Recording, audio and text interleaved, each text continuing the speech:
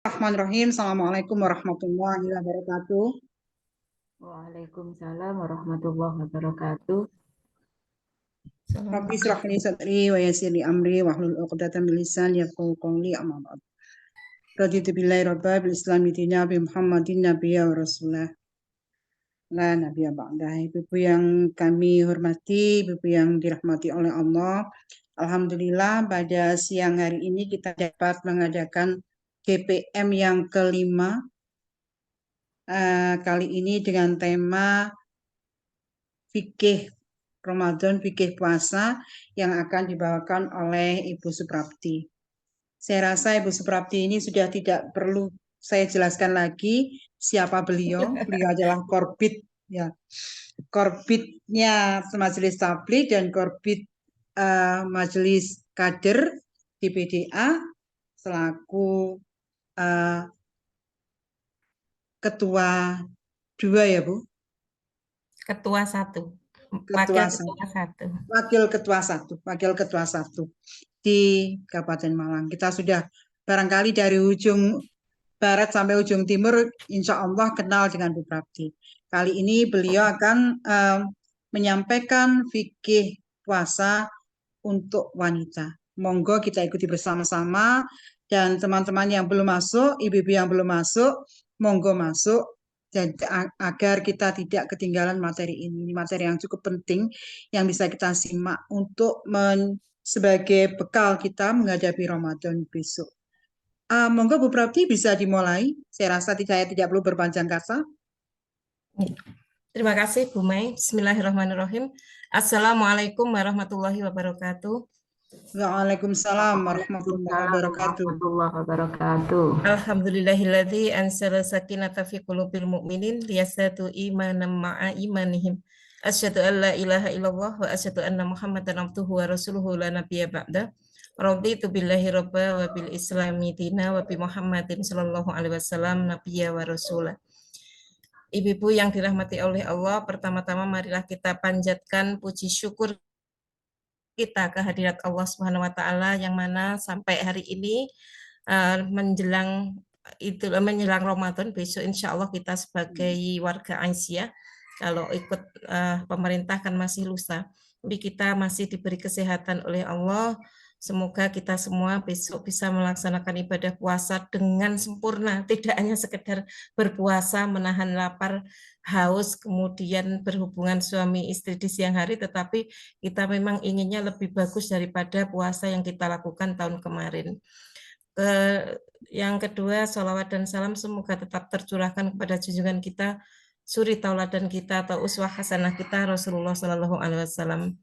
Ibu-ibu yang dirahmati oleh Allah, seperti yang saya sampaikan, memang kita berpuasa ini tidak apa ya istilahnya itu tidak sebagai rutinitas atau ritual belaka, artinya ya memang sudah waktunya puasa, kita puasa, ikut puasa, tidak seperti itu kita, maka kita harus meningkatkan kualitas puasa kita. Kalau Imam Ghazali itu ada tingkatan-tingkatan puasa, ada tingkatannya puasa orang awam, itu pokoknya tidak bisa menahan lapar, haus, dahaga, tidak berhubungan suami istri di siang hari, tetapi lisan masih belum bisa dijaga. Nah, ini yang kita tidak mampu, jangan seperti puasanya orang-orang ini. Artinya kita bisa berpuasa secara lahir, bisa menahan semuanya, tetapi dari ucapan-ucapan kita belum bisa. Masih hibah, masih memfitnah orang, masih mengadu domba dan lain sebagainya. Nah, ini adalah kaitannya dengan hati, oleh karena itu dengan fikih ini mudah-mudahan nanti kita bisa memperbaiki puasa kita yang tahun kemarin mungkin belum baik, ya sudah baik lah, atau sudah baik tapi ingin memperbaiki lagi, memang di sini harus ada fikih juga gitu, Ibu. Jadi ibu-ibu yang dirahmati oleh Allah, ini saya sebenarnya sudah ada materi, saya kirimkan ke Mbak Umi karena tadi Mbak Afifah saya kirim, tapi nggak bisa, belum Mbak Afifah nggak masuk. Nanti Mbak Umi tolong ada share materi gitu ya. Ibu-ibu yang belum ke download. Oh, belum ke download. Nah, nanti apa-apa. Jadi sekali lagi, memang kita kalau puasa hanya menahan lapar haus, kemudian tidak berhubungan suami istri di siang hari ya, kalau di malam hari kan boleh saja. Itu kita memang masih tergolong kepada kelompok yang pertama, yaitu puasanya orang awam. Dan ini yang harus kita tingkatkan. Itu aja. Kita lebih ingin memperbanyak amal-amal soleh yang di bulan Ramadan ini. Yang kemarin mungkin sudah, tapi ada yang belum terlaksana, maka kita harus memperbanyak lagi amal soleh yang harus kita lakukan untuk puasa ini, untuk bulan Ramadan ini. Dan insya Allah saya sudah membuat rekaman yang belum saya kirim ke Mbak Umi. Saya kirim susah banget, ini masih besar. Nanti insya Allah setelah ini saya otak-atik lagi untuk marhaban ya Ramadan, saya bagian sore. Kalau yang bagian ketiga insya Allah hari ketiga insya Allah sudah siap. Nah, itu dalam rangka apa? Saya ingin kami dari terutama PDA dan Majelis Tabligh itu ingin mengajak kita semuanya, ya saya termasuk saya, ingin puasa bulan ini lebih bagus, lebih meningkat lagi kepada puasa yang lebih khusus, katanya Imam Ghazali itu yang tingkatan kedua. Jadi sudah bisa menahan hawa nafsunya, walaupun ya tingkatan kedua ini sudah bisa menahan hawa nafsu, tetapi memang untuk masih fluktuatif. Artinya masih keinginan-keinginan dunia itu masih muncul. Apa keinginan dunia? Mungkin ingin baju bagus, ingin ingin keinginan duniawi lah yang masih ingin gitu ya. Kayak ingin punya rumah bagus, enggak ada masalah sebenarnya. Tetapi memang kita harus lebih meningkatkan lagi nanti sesuai dengan niat kita puasa itu. Maka kalau sudah niat kita karena Allah, insya Allah nanti puasanya akan bagus. Tapi kalau niat kita bukan karena Allah, itu yang susah untuk menaikkan tingkatan keimanan kita. Jadi makanya puasa itu adalah secara bahasa memang menahan kan begitu secara bahasa. Apa yang ditahan? Ya keinginan untuk diri sendiri atau hawa nafsu, istilah dalam bahasa agama. Keinginan-keinginan itu harus kita tahan. Ingin makan di siang hari kita tahan. Itu halal sebenarnya kita tahan. Ingin minum kita tahan. Ingin berhubungan suami istri ditahan. Menahan keinginan. Itu adalah puasa secara bahasa. Maka keinginan-keinginan yang sifatnya duniawi kalau bisa memang ditahan. Kalau belum bisa menahan, itu masih kita nanti masuk kategori kelompok yang kedua. Jadi masih itu. Kalau sudah kelompok ketiga, Masya Allah itu puasanya khawas khusus terkhusus. Itu memang dia hanya ingin ridhonya Allah, mendekatkan diri betul kepada Allah. Sudah intinya itu terus ingat Allah, mau apapun sudah tidak bisa. Kalau ada temannya yang mau ngajak mengerumpi dan lain sebagainya, sudah tidak tergoda sama sekali. Seperti di dalam hadis itu, kalau ada yang mengajak berghibah dan lain sebagainya, maka bilang saya sedang berpuasa.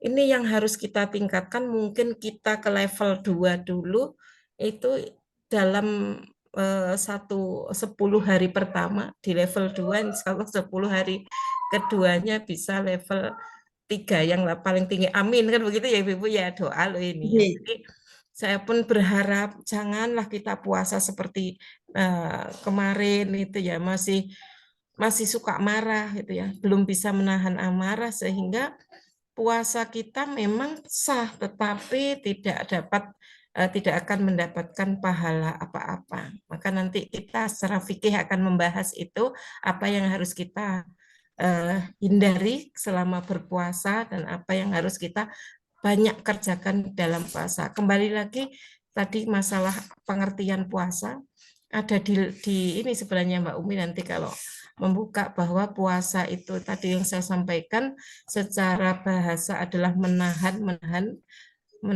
semuanya, menahan walaupun itu sebenarnya halal tapi kita tahan demi untuk hawa nafsu, menekan hawa nafsu kita, karena orang kalau sudah hawa nafsunya yang muncul Ini yang berbahaya. Nanti kalau itu dituruti, Allah akan memberikan kepada kita itu penutup hati. Na'udzubillah. Jadi orang ini nanti akan diberikan dinding yang mana kita tidak akan bisa membedakan lagi ini perbuatan dosa dan ini tidak dosa. Jadi dihitung kayaknya sama saja. Ini yang kita khawatirkan. Maka dengan latihan ibadah puasa ini semoga kita memang dimuliakan oleh Allah sebagaimana tujuannya. Jadi memang memuliakan manusia itu harus dengan berpuasa. Contoh, kita sebagai umat Islam misalnya ya, kalau kita itu korupsi dan lain sebagainya, itu sebenarnya merendahkan martabat kita. Karena tidak bisa menahan hawa nafsunya untuk mengikuti orang lain yang sedang korupsi. Ya, sebentar Bu, Mbak Umi. Ya, jadi ini Ibu-ibu tujuan kita.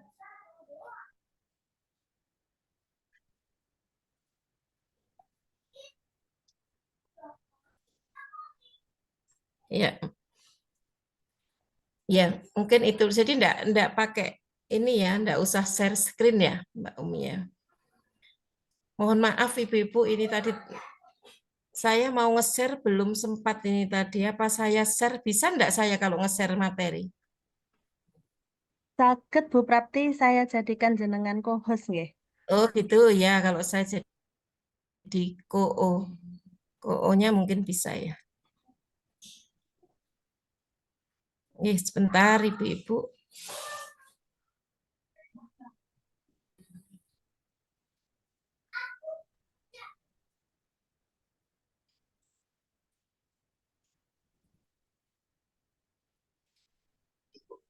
Sampun Bu Prapti. Oh, sudah ya, sebentar. Ini paling memang lambat banget ini. Internetnya agak bermasalah. Ya, saya internetnya ini enggak bisa, jadi pakai tetheringan pun mungkin ini agak ini ya, jadi bermasalah banget. Kalau tadi enggak saya buka, ini agak susahnya.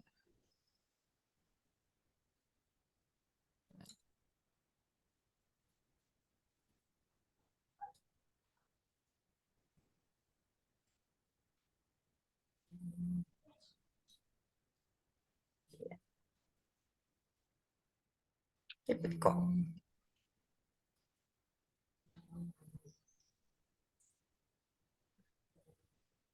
sebentar, lama banget, Masya Allah. Tidak apa-apa Bu, sabar kok kami menunggu. Sabar ya. Sabar nenek-neneknya ini, neneknya membuka share screen. Masya Allah, ya Allah. Biar ibu-ibu agak gini ya, sedikit paham gitu sajalah kalau ada materi. Mungkin sudah terlihat apa belum ya? Sudah Bu. Sudah Bu, jelas. Jelas ya. Sudah. Oke. Saya besarkan. Oke. Nah, ini mungkin lanjut. Ini masih judul. Nah, ini adalah yang kita bahas tadi, puasa atau siam menurut bahasa berarti menahan dari sesuatu. Tetapi kalau pengertian puasa secara istilah ini adalah menahan, yaitu tadi ini yang harus kita pahami ibu-ibu semuanya. Terakhir itu adalah ya. Jadi kita bisa menahan makan, minum, berhubungan suami istri dan segala sesuatu yang membatalkan puasa sejak terbit fajar hingga terbenam matahari. Nah, ini dengan niat karena Allah. Kalau niatnya bukan karena Allah, ini yang susah kita berpuasa. Bagaimana supaya niat karena Allah? Ya kita harus terus memperbaharui niat, Ibu-ibu, karena kita sudah niat karena Allah, tetapi kadang di perjalanan kita lupa bahwa puasa kita ternyata masih kita begini contohnya, saya sering menyampaikan, kita sering tidak sadarnya itu kadang sudah beberapa hari puasa, tapi badannya tidak turun, masih ini ya, kok tetap aja ya saya gini atau turun itu terlalu gembira. Padahal itu adalah cuma bonus Kita enggak usah berpikir ke situ. Yang penting kita niatkan puasa ini karena Allah. Jangan ingin yang lain. Yang lain itu nanti akan mengikuti kalau kita itu puasa ini memang kita niatkan karena Allah. Terus harus diperbarui niat itu. Maka ada yang bilang, Bu, saya mau niat puasa, katanya boleh dirapel. Jadi sekali hari pertama kita diniatkan sampai 1 bulan berikutnya puasa. Ada yang bilang begitu, ada hadisnya. Tetapi kalau kita di Muhammadiyah itu lebih baik kita niat itu setiap saat ketika kita mau melaksanakan puasa. Artinya niat malam hari itu penting setiap harinya untuk memperbaharui niat. Takut-takut kita niatnya tidak karena Allah, niat dengan ingin yang lain-lainnya. Nah, untuk itu maka pentingnya kita menjaga niat itu agar puasa kita itu memang betul-betul dapat meningkatkan kualitas kita atau meningkatkan pribadi yang paling sempurna, yaitu takwa. Ya, ini adalah pembagian puasa, Ibu. Mungkin sudah tahu semuanya, walaupun kita besok hanya melaksanakan ibadah puasa Ramadan, tapi harus kita ketahui karena dari segi fikih, puasa wajib itu tidak hanya Ramadan, tapi ada puasa kifarat atau kafarat boleh, atau puasa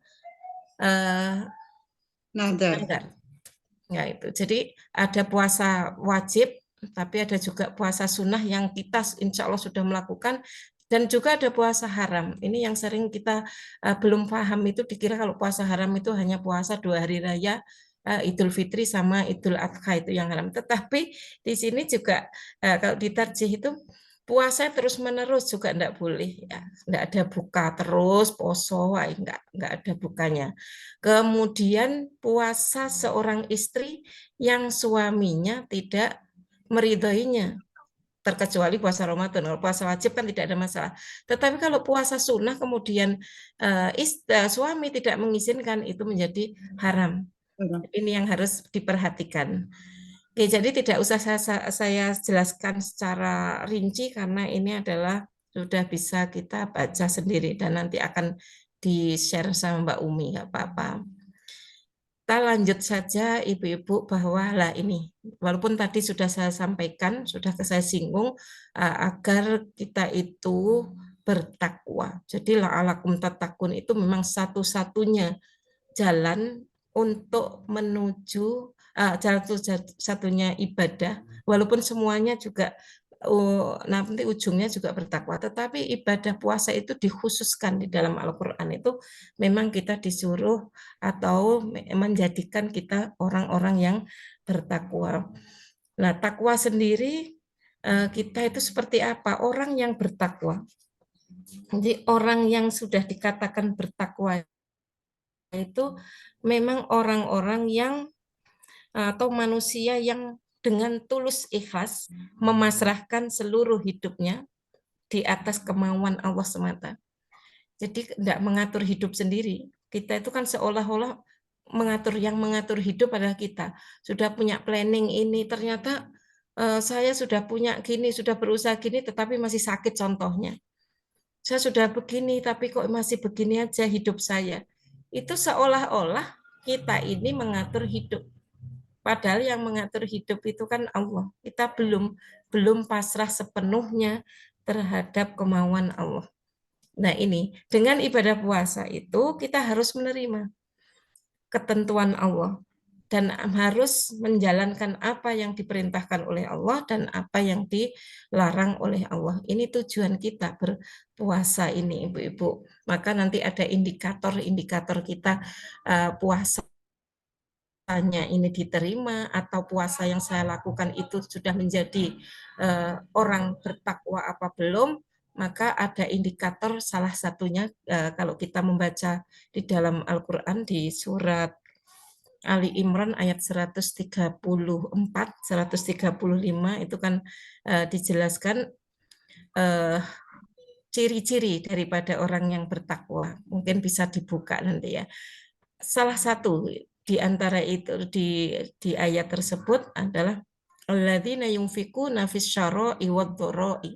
Jadi di situ uh, apa ya istilahnya itu, kita itu kalau memberi atau bersedekah itu sudah tidak melihat sekarang itu saya lagi lapang apa lagi sempit. Artinya atau saya itu lagi dimurahkan rezekinya atau diluaskan rezekinya atau lagi di bawah dikurangi rezekinya oleh Allah. Nggak mikir itu. Pokoknya setiap ada kesempatan untuk sedekah tetap melakukan. Dan itu maaf, dan itu sudah mendarah daging begitu. Ciri dari orang bertakwa itu sudah begitu, sudah kayaknya sudah karakter. Kalau suruh bersedekah itu langsung, tidak berpikir panjang kita gawe opo tak gawe opo. Iki engko tak gawe tuku tak sedekahno terus nanti gimana sudah tidak berpikir begitu. Walaupun itu dalam keadaan sempit wadoro. Jadi iya, jadi kita itu gimana ya Ibu, kalau di Aisyah itu kan sudah terbiasa dimintai cepat banget gitu ya. Karena ini kita insya Allah ya sudah mencapai derajat ini walaupun belum maksimal, insya Allah sudah seperti itu. Maka kalau bersedekah itu kan tidak dilihat nominalnya. Jadi kalau memang kita pas lagi dikurangi rezekinya mungkin bisa dikurangi nominalnya itu. Tetapi kalau orang sudah mempunyai niatan untuk bersedekah itu sudah tidak memikir itu tadi. Mungkin ya tetap saja pas dilapangkan dikurangkan itu. Itu yang pertama. Kemudian yang kedua itu bisa menahan amarahnya. Ini ciri orang bertakwa. Maka kalau nanti ketika lulus selesai Ramadan kok saya menjadi seperti ini yo, sedekah kok gampang banget gitu ya. Kemudian menahan amarah, gak marah-marah meneh. Enggak pernah maksudnya kalau mau marah itu langsung ingat ditahan gitu ya. Kok sudah seperti itu, insya Allah lulus ini madrasah Ramadan kita, puasa kita ini lulus gitu. Itu ciri-cirinya. Dan masih banyak ciri-ciri bertakwa di dalam Al-Quran. Nanti insya Allah akan saya rangkum menjadi satu ketika sudah selesai selesai menghadapi Idul Fitri gitu ya.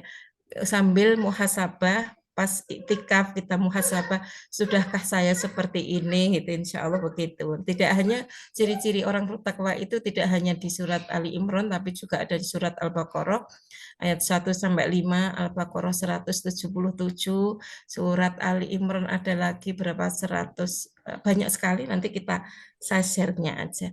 Baik Ibu-ibu, saya lanjut. Nah, ini ada tingkatan golongan orang yang tidak puasa Ramadan maksudnya ya. Ada beberapa golongan yang boleh tidak melakukan puasa Ramadan tapi harus mengganti atau bahkan tidak boleh berpuasa tapi mengganti. Nah, kalau yang pertama itu adalah wajib berpuasa. Itu adalah semua kaum muslimin dan muslimat yang sudah mukallaf, artinya yang sudah balik.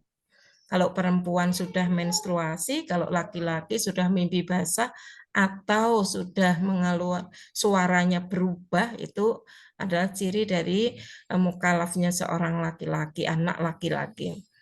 Dan kalau biasanya laki-laki kita tanya punya anak laki-laki, apakah kamu sudah mimpi basah, mesti akan malu.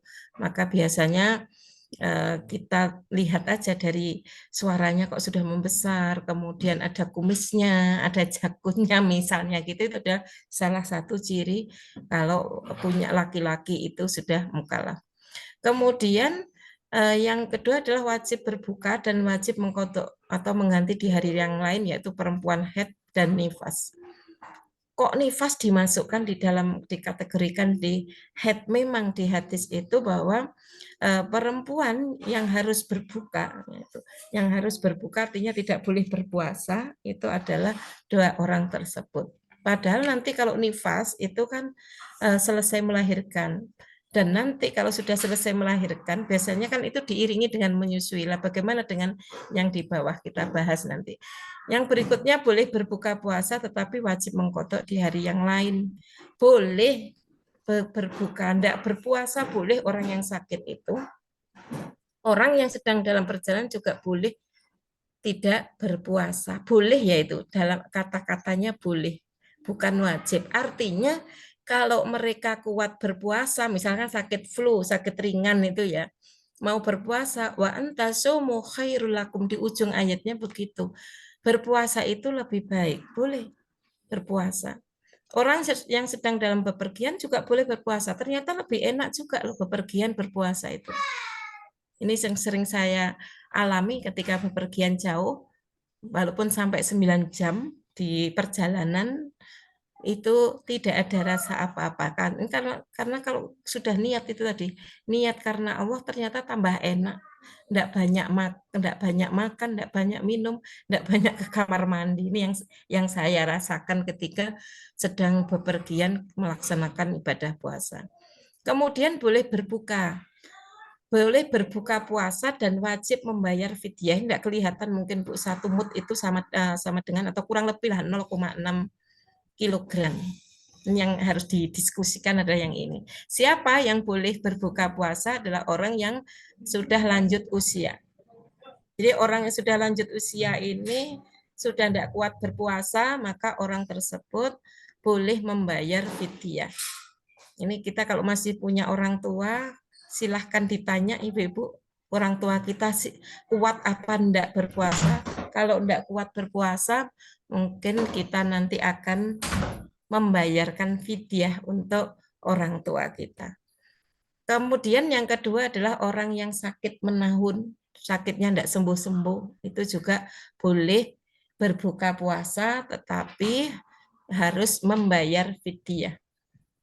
Jadi kalau sudah berfidyah nanti pasti banyak pertanyaan. Mudah-mudahan enggak. Kemudian perempuan hamil dan perempuan musia ini. Loh, Bu, tadi nifas itu, pas nifas itu kan namanya juga menyusui kan seperti itu. Kenapa? Nah, ini kasus kenapa hadis tersebut dimasukkan karena kebanyakan di Arab itu ketika orang melahirkan itu biasanya yang disusukan kepada orang lain. Itu tradisi di Arab. Yang kedua itu memang ada orang yang nifas tetapi anaknya tidak hidup misalnya seperti itu. Maka dikategorikan atau dikelompokkan dalam kelompok yang kedua, wajib berbuka dan wajib mengqadha itu tadi. Maka kalau memang di Indonesia pasti ya menyusui sendiri. Ada enggak, kalau enggak menyusui sendiri atau diberikan kepada orang lain kan ada susu formula kan seperti itu. Jadi kalau sudah menggunakan susu formula dan lain sebagainya itu sebenarnya kan enggak menyusui begitu ya. Nanti kena hukuman masuk dalam kategori nanti apa ya, dia kuat puasa. Wa antasumu khairul lakum, kalau dia tidak menyusui. Itu ini. Nah, permasalahannya ada di fidyah ibu-ibu ya. Ini yang di Muhammadiyah seperti apa Bu sebenarnya fidyah itu? Tarjihnya seperti apa? Jadi ini saya membaca fatwa tarjih bahwa fidyah itu tadi kurang lebih 0,6 kilogram. Apa boleh dirupakan beras begitu, uang gitu ya, atau makanan? Tiga-tiganya adalah boleh ibu-ibu ya. Jadi kalau mau merupakan uang, monggo dihitung kita ketika makan sekali makannya itu berapa. Kalau 2 kali makan, karena puasa itu kan 2 kali kita makannya, maka kita itu memberikan 2 kali makan, atau ada yang bilang 1 kali makan, monggo. Yang penting kita itu memberikan kepada orang lain itu yang terbaik. Jangan sampai memberikan kepada orang lain itu di bawah yang kita makan, itu yang tidak boleh. Intinya seperti itu. Misalnya kita makan sehari gitu ya, sekali makan 15.000, diberikan ke orang lain 10.000, itu yang tidak boleh. Maka kalau kita memberikan kepada orang lain, ya sesuai apa yang kita makan. Atau mungkin malah ditambah, itu boleh. Nah ini jadi mau dikalkulasikan ke uang, monggo, mau dibayar berupa makanan pokok atau beras silahkan, mau langsung makanan jadi monggo. Mana yang lebih enak dan mana yang lebih bermanfaat itu harus dicari. Yang lebih bermanfaat untuk orang yang diberi itu apa? Jangan-jangan kita beri makanan setiap hari dia sudah bisa makan. Kemudian kita beri beras, dia sudah punya beras misalnya. Maka kita beri uang saja untuk persiapan Idul Fitrinya, mungkin beli yang lain kan begitu. Sangat kondisional sekali untuk membayar fidyah ini. Jadi tidak boleh menjas bahwa ini yang harus dibayar adalah yang makanan pokok, tidak. Ini di fatwa tarjih seperti itu. Jadi tidak ada masalah. Mudah-mudahan semuanya sudah paham untuk masalah membayar fidyah. Nah, ini adalah yang membatalkan puasa. Ibu-ibu sudah tahu semuanya. Makan minum di siang hari jelas ya. Senggama atau hubungan suami istri di siang hari itu juga jelas. Tetapi yang kedua ini, kalau kita melakukan hubungan suami istri di siang hari, tidak hanya batal puasanya, tetapi kita kena kafarat atau kena denda. Apa dendanya? Yang pertama adalah memerdekakan budak. Ini ya, hadisnya sahih betul ini ya. Saya kalau membaca, Masya Allah, sampai ya, detail sekali hukuman-hukuman yang harus dilakukan ketika seorang suami istri melakukan hubungan di siang hari. Kalau tidak ada budak, maka harus berpuasa 2 bulan berturut-turut. Berat banget ini kita berpuasa 2 bulan berturut-turut. Bayangkan, sakwulan naik jadi ini, wis kayak gini itu ya, apalagi berpuasa 2 bulan berturut-turut. Nggak kuat lagi harus memberi makan 60 fakir miskin. Mungkin ini bisa Bu, ada yang gitu ya. Tapi ojo sampai, kalau bisa jangan sampai kita melanggar ini, kan begitu. Karena malam hari kan boleh berhubungan suami istri. Yang tidak boleh adalah siang hari. Mosok sih nggak bisa. Oleh karena itu di Aisyah, kita sebagai warga Aisyah, Ramadan itu jadi digawe turu terus kan begitu. Mosok Ramadan, iya karena tidurnya orang berpuasa adalah ibadah. Bukan seperti itu. Tapi kita memaknainya bahwa Ramadan itu adalah bulan untuk mencari amal yang lebih banyak lagi. Jadi kalau kita sudah disibukkan oleh kegiatan-kegiatan sosial, misalnya kegiatan sedekah, kemudian menuntut ilmu, insya Allah nggak akan seperti itu. Jangan tidur saja di siang hari. Untuk orang lupa itu sudah saya kasih penjelasan. Orang yang lupa makan dan minum ini adalah bonus ibu-ibu ya, itu hadiah. Jadi tidak membatalkan puasa. Ya, nah ini, jadi hal-hal yang harus dijauhi selama berpuasa, tadi sudah saya singgung. Yang pertama adalah berkata atau melakukan hal-hal yang tidak sesuai dengan ajaran Islam. Ini tolong kita semua belajar, termasuk saya, seperti berbohong, memfitnah, menipu, naudzubillah ya Ibu ya, kemudian berkata kotor, mungkin misuh-misuh karena yang mungkin ada anaknya yang tidak diberitahu kok sulit, akhirnya kita marah dan bahkan kita mengeluarkan kata-kata yang tidak pantas, itu tolong dihindari. Jadi memang ini agak berat menurut saya, beratnya kita di sini. Lainnya bisa, tetapi dari perilaku ini yang tidak bisa atau belum bisa. Oleh karena itu, maka nanti ketika Ramadan, ibu-ibu sudah Bu Maisaroh ini sudah ngirim apa doanya ketika memasuki bulan baru. Nah, saya di kultum saya juga saya siapkan itu doa ketika Ramadan, karena itu perintahnya Rasul. Maka ketika datang bulan Ramadan, maka kita harus menyambut dengan sukacita. Sukacita tersebut sama Rasulullah diajari bahwa kita harus berdoa, walaupun tidak doa selengkap yang dikirim Bu Maisaroh, ada doa yang lebih pendek lagi. Saya biasanya lebih pendek, besok akan saya sampaikan di kultum saya itu ya. Doa itu juga boleh, mungkin yang hafal, monggo. Kalau kita apa tujuan kita berdoa itu, yang pertama memang senang kita datang minta, kedua itu minta perlindungan kepada Allah agar selama kita melaksanakan puasa itu dibimbing terus, baik lisan kita, hati kita gitu ya, perbuatan kita. Kita harus minta pertolongan pada Allah. Tidak mungkin kita itu bisa melaksanakan dengan sempurna tanpa bantuan Allah, bimbingan Allah. Itu yang tidak bisa.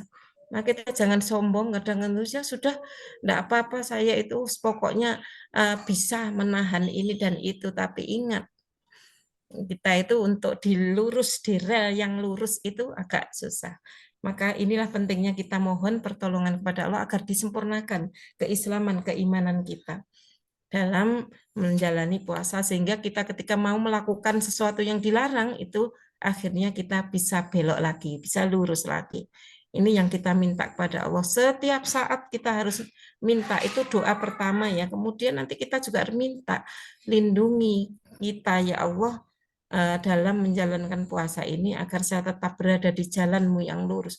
Itu terus kita ucapkan permintaan setiap saat supaya memang betul-betul dibimbing oleh Allah. Karena sangat sulit untuk kita tidak berbohong, kemudian tidak, kalau memfitnah menipu, mungkin tidak berkata kotor, tidak mencaci maki, mungkin tidak membuat gaduh, tidak mengganggu orang lain, mungkin juga tidak mungkin ya. Tapi kadang kita kalau ini berkelahi, saya tulis berkelahi itu semacam kita itu marah dulu ya, mungkin efek daripada marah yang tidak segera ditahan itu nanti ujung-ujungnya akan berkelahi.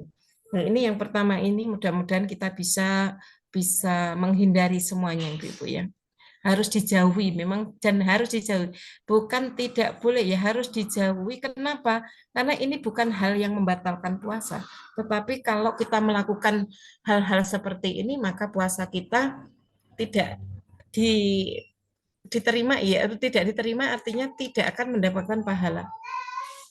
Jadi kita cuma lapar, haus seharian, tapi tidak mendapatkan pahala apa-apa.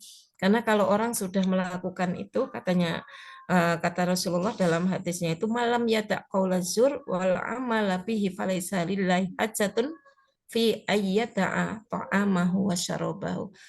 Jadi kalau kita tidak bisa meninggalkan perkataan bohong dan suka mengerjakan hal-hal yang dilarang oleh Allah, maka Allah tidak memandang perlu orang itu berpuasa walaupun dia itu sudah menahan makan dan minumnya di siang hari, artinya dijarnoin kalau bahasa Jawa. Walaupun itu tadi itu dia menahan lapar, menahan dahaga, tidak berhubungan suami istri, tapi kan masih melakukan hal-hal yang tidak sesuai dengan ajaran Islam. Ya sudah, nggak dihitung ibu-ibu emannya di situ. Ini yang sering saya sampaikan untuk kebaikan kita nanti. Semoga kita tetap berada di dalam lindungan Allah supaya bisa kita itu nanti menghindari hal-hal itu. Yang kedua, amin amin Allahumma amin. Yang kedua, berkumur atau istinsyak yang berlebihan, maksudnya ya, berkumur kemudian istinsyak itu apa Bu? Menghirup air ke hidung yang berlebih-lebihan di siang hari tentunya. Itu kalau bisa ini jangan artinya kita jangan melakukan itu ketika siang hari. Berkumurnya sewajarnya, tidak usah menghirup air yang berlebihan sampai, kalau biasanya kan kita itu sampai menghirup itu sampai terasa perih gitu ya di hidung, tapi kita enggak usah ketika Ramadan, takutnya nanti bablasan sampai atas itu ya. Ini yang tidak boleh, jadi tidak boleh berlebihan maksudnya. Lawan katanya istinsyak apa? Kalau mengeluarkan namanya istinsyar kan begitu. Istinsyaknya enggak apa-apa, istinsyaknya ini yang menghirup ini kalau bisa kita hindari, kita bersihkan biasa saja. Kemudian mencium istri itu bagi orang yang tidak mampu menahan syahwatnya. Kalau mampu tidak apa-apa, Rasulullah itu kan kuat, mampu, itu dibolehkan. Ini kenapa saya tulis di sini, karena ada di tuntunan puasa di Majelis Tarjih itu bahwa dikhawatirkan yang belum mampu itu melakukan gitu ya. Kalau kita sudah tua-tua ini, Mbak Umi ya masih muda kan, masih muda-muda. Kalau kayak saya kan sudah tua-tua, ibu-ibu yang lain mungkin bisa, tapi yang muda. Maka ini adalah warning. Saya tulis saja, walaupun ada yang boleh. Boleh tidak usah mencium istri di siang hari kalau tidak bisa menahan syahwat. Kalau bisa berarti boleh. Itu. Ini adalah yang harus kita perhatikan. Kemudian Nah, kalau sudah bisa menghindari karena tujuan puasa tadi adalah menjadikan la'allakum tattaqun, maka tidak cukup kita menghindari yang dilarang oleh Allah, tapi juga harus melaksanakan amalan-amalan yang dianjurkan selama berpuasa. Ini yang sering kita lakukan, Ibu-ibu, mengerjakan qiyamul lail atau qiyam Ramadan atau sholat tarawih. Walaupun ada di masjid-masjid Muhammadiyah yang berbeda teknis atau cara melaksanakannya. Contoh ada yang 4 rakaat salam tanpa tasyahud awal ya, 4 rakaat salam, kemudian 3 witir. Ada yang 2 rakaat salam, 3 witir, ada. Kemudian ada yang 2 rakaat salam, 2 rakaat salam, 2 rakaat salam, 2 rakaat salam, 2 rakaat lagi salam untuk witir, dan 1 lagi. Ada yang seperti itu. Hadisnya sama-sama, Sofi. Tolong tidak usah kita, ini kok tidak sama seperti yang lain. Tidak usah seperti itu, memang boleh melakukannya seperti itu. Yang perlu diingat itu adalah kita ketika selesai melakukan yang terakhir itu biasanya kita tutup dengan sholat witir, maka disunahkan oleh Rasulullah untuk mengucapkan, yang sudah hafal ini Bu Mai hafal mungkin ya, Subhanal Malikil Kudus ya. Subhanal Malikil Kudus itu ya, sampai 3 kali. Tetapi disunahkan yang ketiga itu dikeraskan. Kalau biasanya kan Subhanal Malikil Kudus, Subhanal Malikil Kudus, Subhanal Malikil Kudus. Kadang ada yang terdengar itu. Kenapa sih kok ada yang dikeraskan itu? Itu biasanya yang ketiga itu ya. Yang ketiga pasti keras itu, biasanya begitu, karena ini anjuran Rasulullah yang belum banyak diketahui oleh kita semuanya gitu ya. Jadi ini yang harus saya sampaikan lagi biar enggak curiga lah, sih kok seru-seru gitu ya. Itu memang perintahnya. Kan kita biasanya share semuanya di Muhammadiyah kalau melakukan kegiatan apa-apa itu zikir dan lain sebagainya. Inilah pokok diserokno lah, ini yang harus kita perhatikan, ini bahwa memang dianjurkan. Kemudian Rabbil malaikati warruh itu terakhirnya. Bukan pakai ada yang menggunakan, Bu, kok saya dengar subuh kudusun rabbuna wa rabbul malaikati ruh, ada gitu.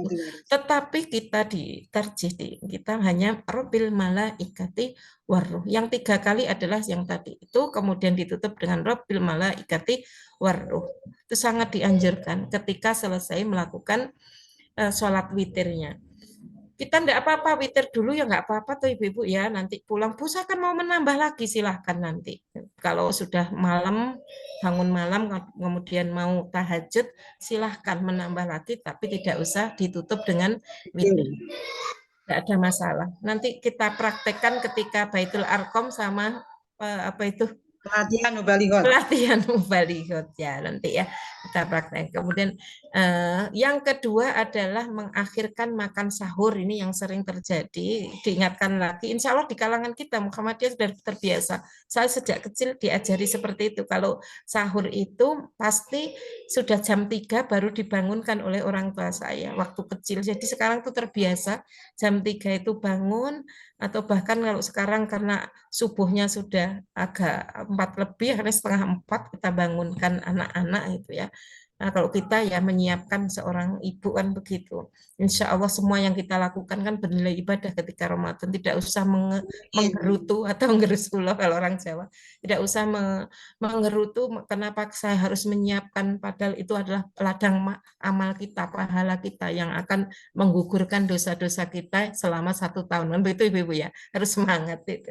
Nah, akhirnya kita diakhirkan saja menjelang kurang lebih kayak Rasulullah itu kalau baca Quran itu sampai fajar itu berapa ayat gitu ya. Itu sekitar itu ya 50 ayat ya.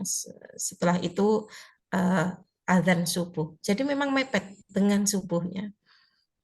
Kalau tetangga dulu ada, saya di tetangga saya itu memang tidak terbiasa ya orang saudara kita, kalau bangun itu kalau sahur itu jam 1, habis itu tidur lagi.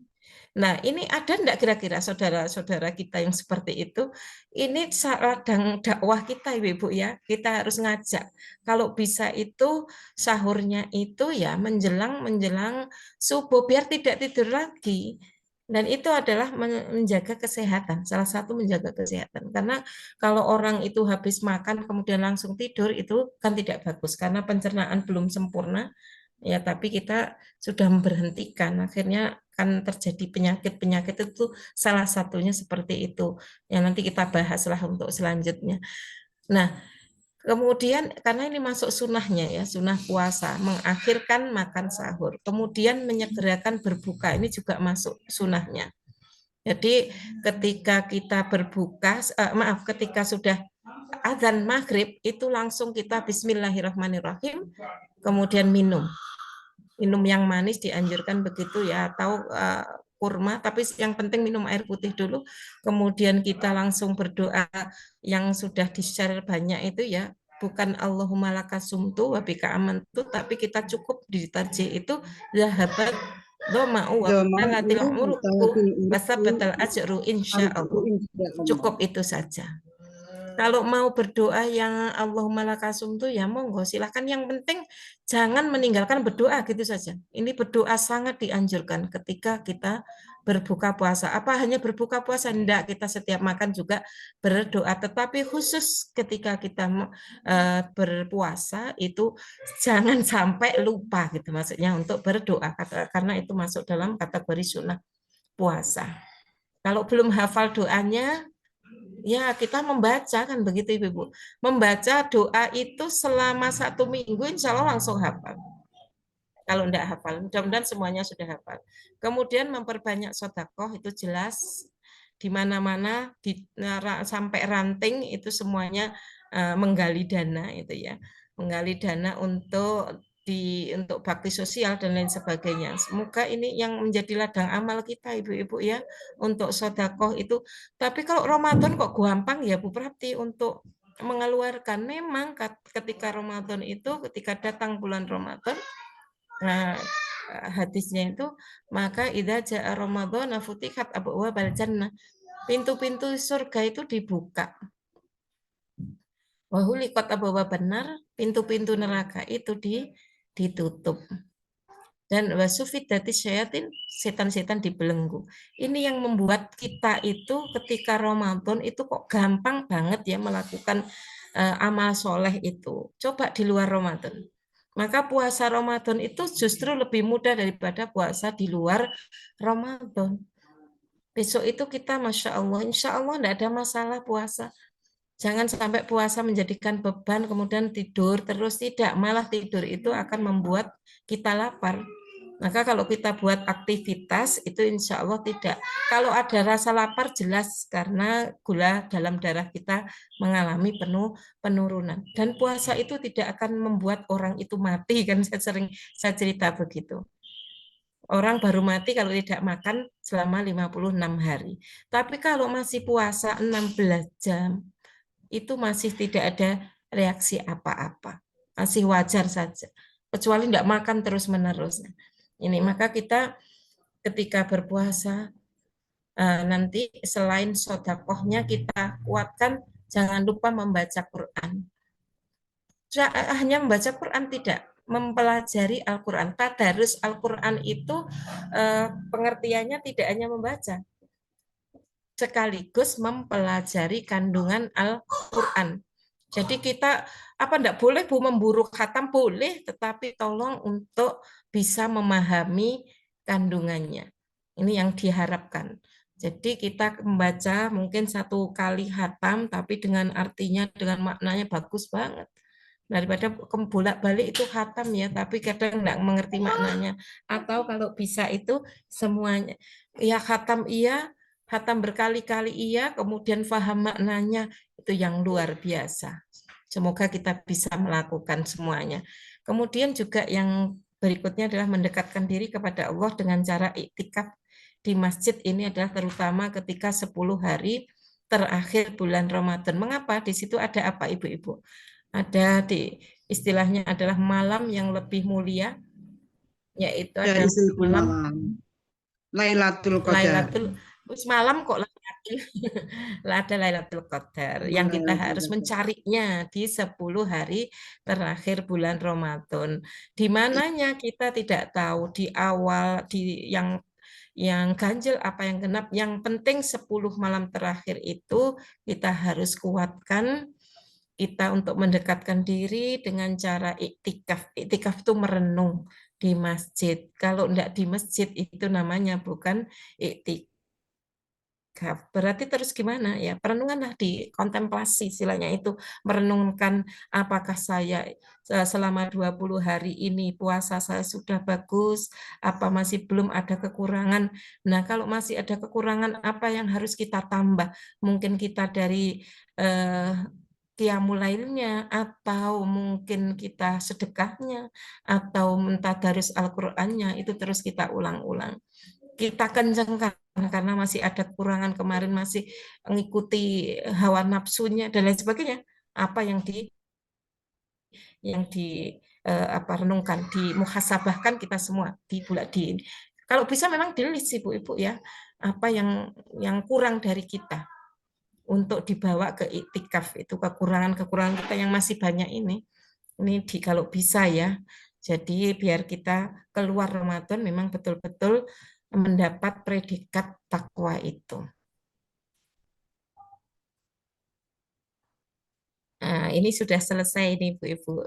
Sampai di sini nih karena saya belum selesai eh, belum selesai membuat ini, mohon maaf sekali karena waktu yang sangat apa ya, saya itu alasan atau ini Bu Prapti kapan belum apa itu mengirimkan rekaman besok gitu.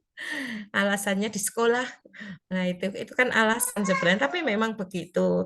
Ini kalau rekaman insya Allah dalam waktu 30 menit kalau sambil mengulang-ulang selesai. Ini saya sudah selesai rekaman. Jangan khawatir Mbak Umi, nanti saya kirim. Tinggal tinggal apa ini namanya editing. Karena tidak bisa kirim kan harus dikompres. Nah, biar tidak pusing itu dikompres. Saya kecilkan lagi, ini masih MB-nya masih tinggi, saya kompres sebentar lagi. Habis ini ibu-ibu yang bisa saya sampaikan mungkin lebih lebih sempurnanya itu saya minta tanggapan ibu-ibu, boleh memberikan masukan. Kita ini belajar bersama, bukan berarti yang menyampaikan juga sudah bagus, bukan, tetapi kita lebih harus banyak belajar bersama. Atau ada pertanyaan, monggo, karena ini demi kebaikan kita. Sekali lagi, puasa tahun ini jangan sampai sama dengan tahun yang kemarin. Itu harapan kita semuanya. Kalau sama ya rugi kita. Kok podo ae ya kemarin ya begitu. Kalau bisa kan puasa ini tadi lebih bagus daripada tahun kemarin. Maka ini yang perlu kita diskusikan. Yang belum pas mungkin mana, karena saya tadi tidak menyampaikan sepenuh ya, belum selesai sebenarnya saya buat PPT yang ini masih ada kekurangan hikmahnya juga belum. Mungkin ada ibu-ibu yang akan memberikan masukan, monggo. Saya kembalikan ke moderator Bu Maisyar. Terima kasih Bu Prapti, saya sampaikan kepada jenengan, mudah-mudahan apa yang sudah panjenengan sampaikan ini bisa diterima oleh ibu-ibu dan bisa diterapkan dalam melaksanakan Ramadan pada kali ini.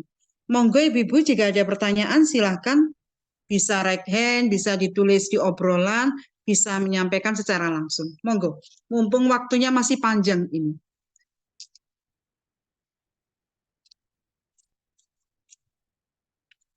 Kalau tidak ada yang bertanya, mungkin belum ada yang bertanya, saya bertanya dulu boleh ya Bu Prapti? Monggo, Bu Mai, monggo. Oke, mungkin saya sekedar mancing. Di chat aja kalau ibu-ibu mungkin boleh di kolom chat, boleh langsung atau boleh langsung gitu. Tadi saya melihat PPT jenengan itu hal-hal yang harus dijauhi selama berpuasa. Ada 3 hal tadi itu antara lain, mungkin bisa dibuka lagi itu Mbak Umi, hal-hal yang harus dijauhi selama berpuasa. Antara lain yang pertama ada berkelahi, mengganggu orang lain dan sebagainya itu. Kemudian yang kedua berkumur atau istinsyak secara berlebihan. Yang ketiga mencium istri di siang hari apabila tidak bisa menahan hawa nafsu, ini yang harus dijauhi.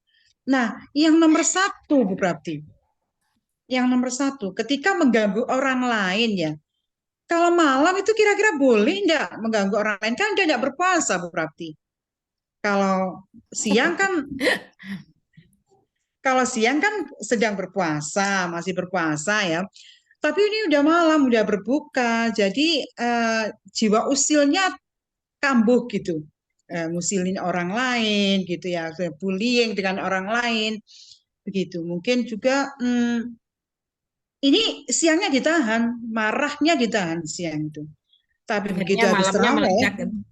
ya habis terawih diungkapkan sampai duel begitu misalnya. Begitu bagaimana itu Bu Prati? Ini Itu pertanyaan nakal.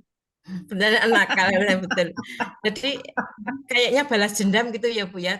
Siangnya kalau lah barangkali ada yang tahan, seperti itu. akhirnya kan Nggak, meledak gitu loh maunya Bu. Ji, Malam itu meledak, diledakkan betul, gitu betul, istilahnya. Ji. Ya, Ya, kan sudah kayak berpuasa, ya. sudah berbuka, sudah taraweh, lagi semari, ayo, kemang tak empet, kan, kan puasa itu menahan, sudah mampu menahan. Ya, Nah, bagaimana kemudian itu, Ji, Bu Prapti, monggo. ya. Ibu-ibu sekali lagi ya untuk tadi itu sebenarnya tidak membatalkan puasa ya. Yang hal-hal yang dilarang itu intinya tidak membatalkan puasa, tetapi puasa kita itu tidak mendapatkan apa-apa, pahala pun tidak dapat. Nah, sekarang pertanyaannya begini, apakah puasa kita itu hanya di level paling bawah saja, apa ingin meningkatkan kepada ke level yang lebih tinggi, itu saja. Kalau kita ingin puasa kita itu meningkat seperti yang disampaikan Imam Al-Ghazali, lebih baik gitu ya, tingkatan tengah yang sudah bisa menahan, sudah tidak melakukan hal-hal yang dilarang oleh Allah, itu sebaiknya walaupun malam kita tidak melakukan itu. Kalau hubungan suami istri memang boleh. Tapi kalau sudah ucapan, karena ini adalah sebagai rem kita, Ibu-ibu. Artinya kalau kita sudah bisa menahan, itu nanti insya Allah kita nanti berpuasa siang hari seterusnya itu sudah bisa. Jadi jangan diledakkan. Nanti nahan lagi, diledakkan lagi, nahan lagi, diledakkan lagi, nanti tidak akan sukses-sukses puasa kita. Maka malam pun walaupun sudah tidak berpuasa, tetapi dalam suasana masih di dalam Ramadan. Jadi kalau bisa Bu Mei tidak dilakukan. Andaikan namanya orang keperucut orang Jawa, itu kita harus segera istighfar. Gampang sekali sebenarnya, tetapi ini memang untuk poin pertama tadi agak berat. Saya sampaikan agak berat. Saya pun sering itu kadang itu ada jengkel gitu ya. Kemudian ngomong juga agak nadanya tinggi gitu ya juga pernah. Cuma ini saya hati-hati, kita bersama hati-hati untuk menahan itu, dan kalau sudah menahan diupayakan menahan terus untuk tidak melakukan hal-hal yang poin pertama tadi. Kalau bisa ditahan terus, besok akan gini sendiri nanti. Kalau kita sudah mampu menahan di hari pertama sampai malam pun bisa, kemudian besoknya bisa, insya Allah nanti sudah menjadi karakter atau berkarakter.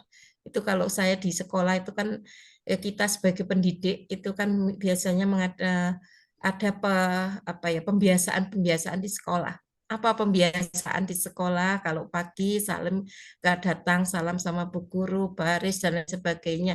Itu kalau sudah dilakukan beberapa kali, anak-anak nanti akan sudah terlatih itu. Enggak ada gurunya atau pokoknya datang itu langsung dia itu baris, kan seperti itu, masuk kelas, berdoa dan lain sebagainya. Kita pun juga harus melakukan pembiasaan kita, Ibu, biar kita nanti ketika pas pas siangnya akan terbiasa, malam juga bisa ini. Nah, jadi jangan diledakkan itu ya, Bu. Kalau mau meledakkan, nanti siangnya ada balas dendam lagi besoknya. Saya tahan lagi, malamnya saya ledakan, takut seperti itu. Jadi kalau bisa itu ya Ibu-ibu, kita tetap karena masih suasananya Ramadan, kalau bisa malam pun kita isi dengan hal-hal yang tadi yang dianjurkan. Apa yang dianjurkan?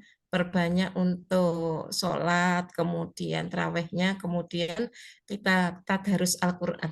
Tadarus dalam arti kita tidak hanya membaca, tetapi juga memahami makna yang ada di dalam Al-Quran. Ini yang sering kita lupakan itu memahami makna. Kalau membaca saja mungkin khatam 3 kali pun bisa kita khatam itu, tapi paham enggak gitu. Dan insya Allah pahalanya sama kita memahami itu ya. Itu namanya tadarus, paham sekaligus dibaca. Kita sebenarnya kalau tadarus itu deres gitu ya pemahamannya. Deres Quran. Iya deres memang deres itu ya kita harus memang paham betul membaca sekaligus paham maknanya. Angan-angan sak maknanya itu penting sekali Ibu-ibu. Berarti apa yang harus dilakukan Ramadan ini?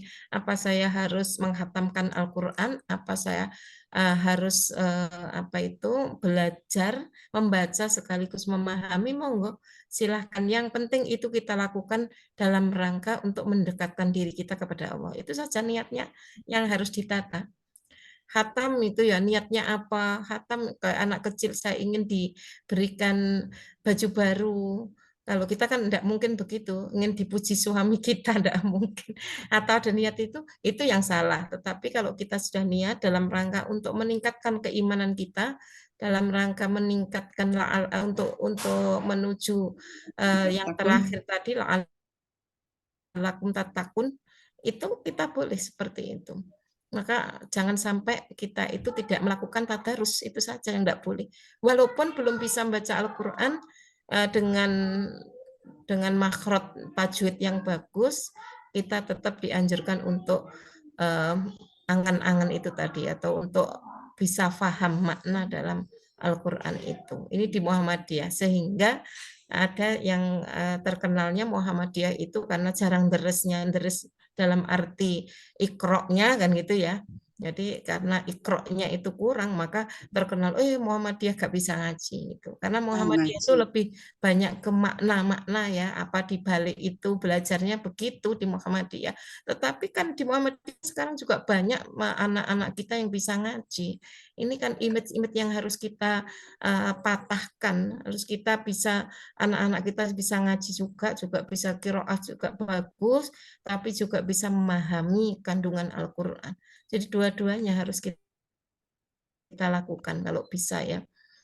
Ibu-ibu yang sudah sering khatam Quran, mungkin ya Ramadan ini kita harus memahami betul Al-Quran ini supaya kita beragama itu semakin kafah kan gitu. Tidak seperti yang tahun-tahun lalu memburu ini ibu-ibu ya, memburu hadiah istilahnya.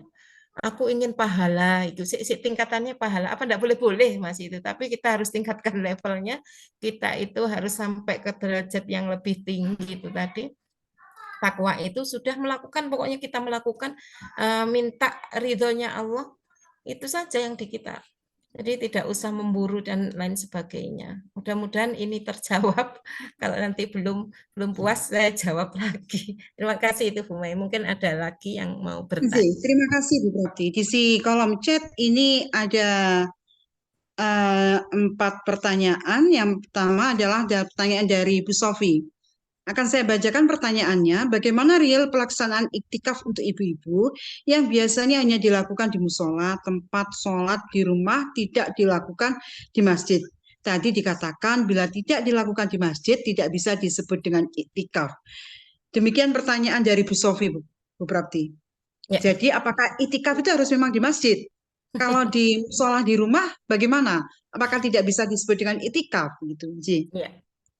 Ini pertanyaan yang luar biasa yang sering ditanyakan. Bagaimana kita memang pengertian secara bahasa ya Ibu Mai ya, pengertian secara bahasa namanya iktikaf itu berdiam dirinya adalah di masjid. Apa sih sebenarnya masjid itu? Kalau kita artikan lagi masjid itu apa? Sajadah itu kan sujud ya. Kalau masjid itu berarti tempat sujud.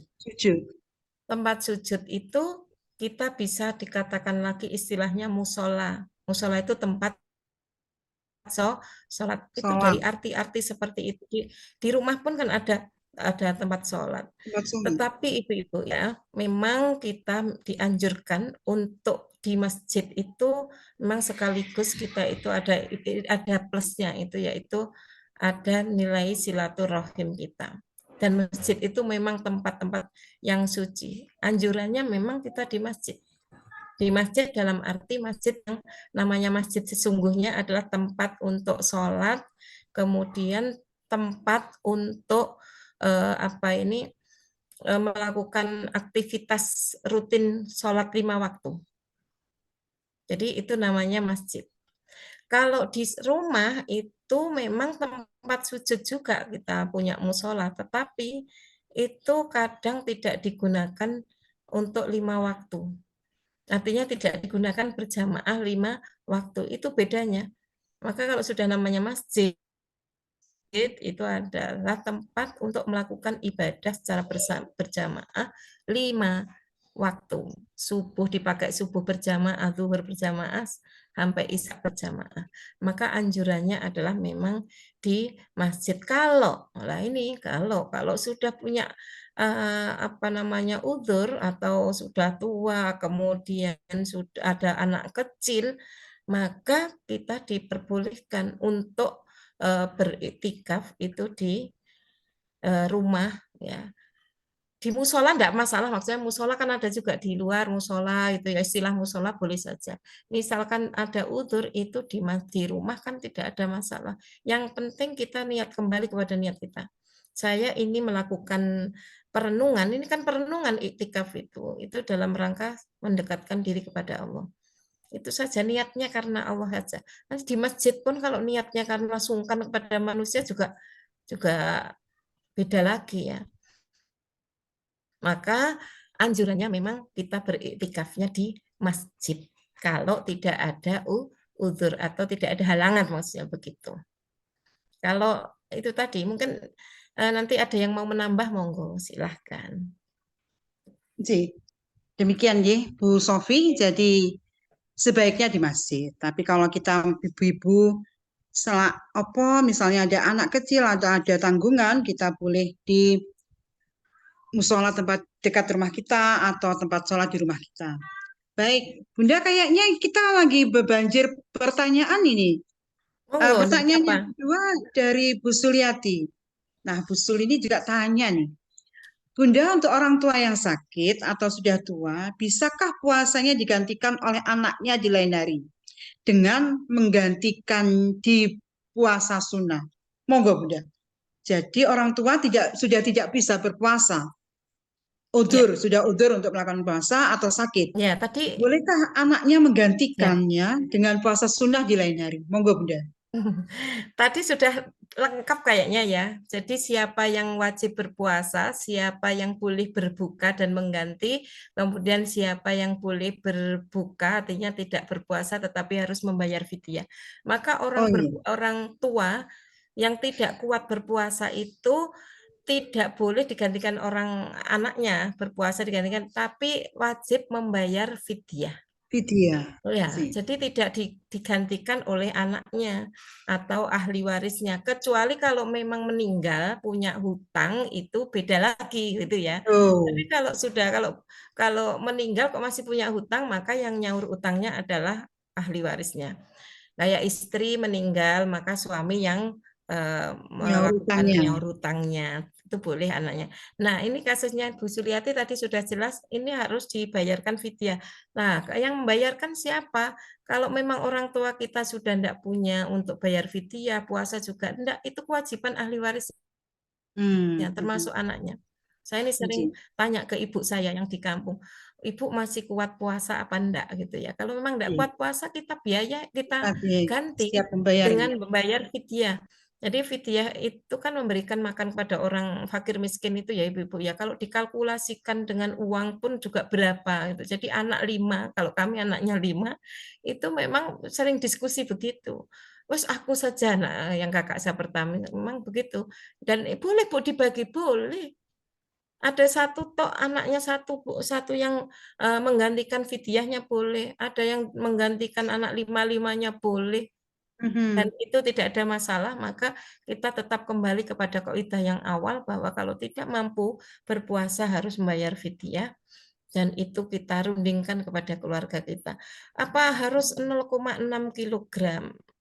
beras atau apa, itu kalau memang tidak mampu, saya tadi bilang memang ada 3 alternatif kita pakai, kita menggunakan makanan siap saji yang sesuai dengan apa yang kita makan Yang kita sehari-hari. konsumsi. Kita makan sehari-hari 5.000 misalnya ya. 5.000 kita makan, ada yang makannya 5.000. Kemudian kita selama berapa hari enggak berpuasa tinggal ngalihkan, tapi dirupakan uang, kan boleh saja. Nah, seperti itu mudah sekali untuk fidyah itu, maka tidak ada kerugian.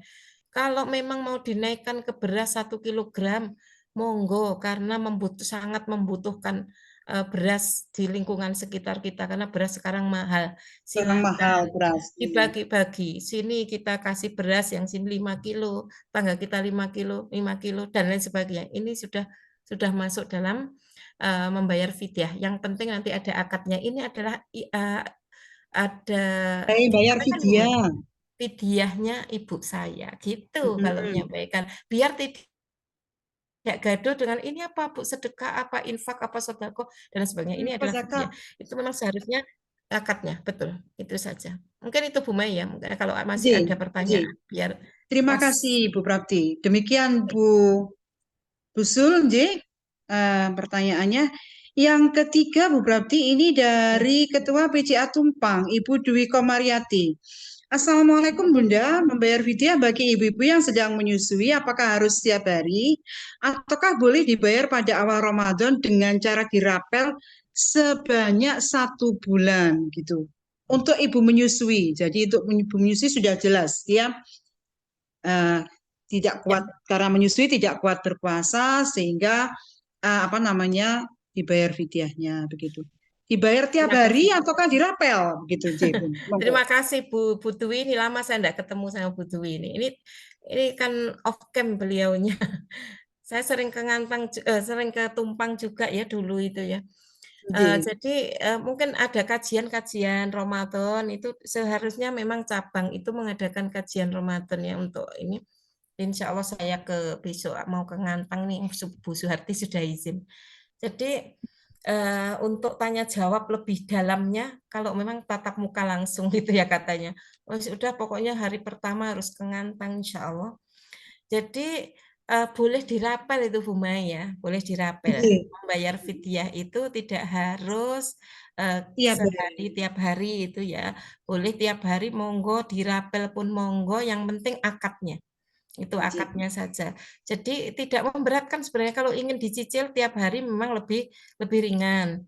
Tetapi kalau memang kok gitu ya, karena intinya bahwa fidyah itu adalah mengganti puasa yang ditinggalkan hari itu gitu ya. Karena saya sekarang tidak puasa, maka penggantinya fidyah. Seharusnya memang gitu ya langsung gitu ya, karena tidak berpuasa.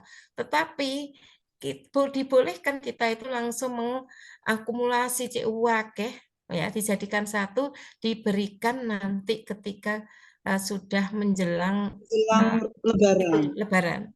Karena itu tujuannya sebenarnya untuk meringankan kaum duafa yang ingin melaksanakan atau merayakan hari raya Idul Fitri. Nah, makanya di Muhammadiyah itu boleh enggak Bu menggunakan uang? Boleh kalau memang itu dibutuhkan betul gitu loh.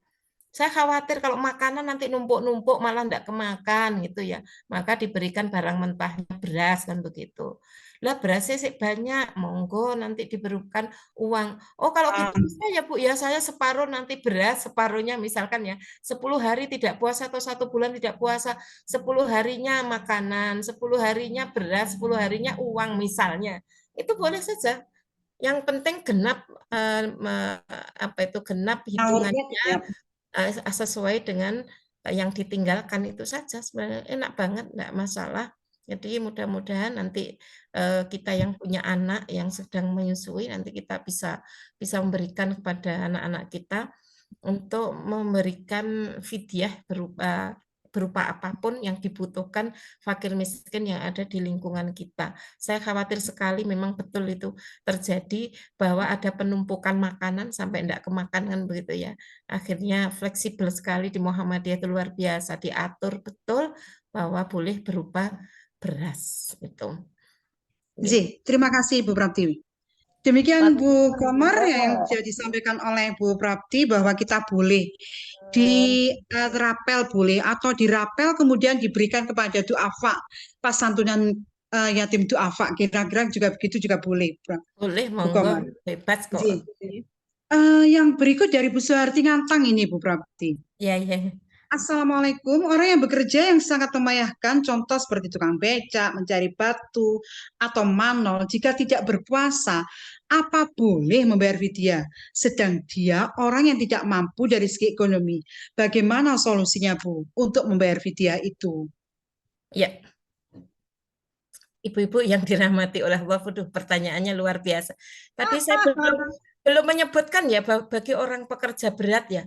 Pekerja berat itu belum saya tulis mungkin. Pekerja berat yang sudah tidak mampu untuk berpuasa itu ada di fikih Islam satunya. Saya belum, yaitu tadi kalau ngetiknya terburu-buru, itu diperbolehkan tidak berpuasa. Apa harus mengganti? Bagaimana dia mau mengganti? Wong besoknya juga bekerja berat kan gitu. Maka beliau boleh membayar fidyah. Nah, permasalahannya kan beliau tidak mampu untuk membayar fidyah.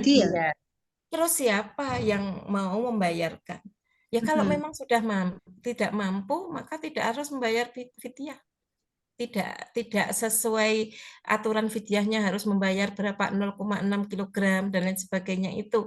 Kalau memang tidak mampu, itu dibebaskan dari pembayaran fidyah. Kalau betul-betul tidak mampu. Ini saya kiaskan dengan orang yang tadi itu melanggar larangan di bulan Ramadan, yaitu berhubungan suami istri.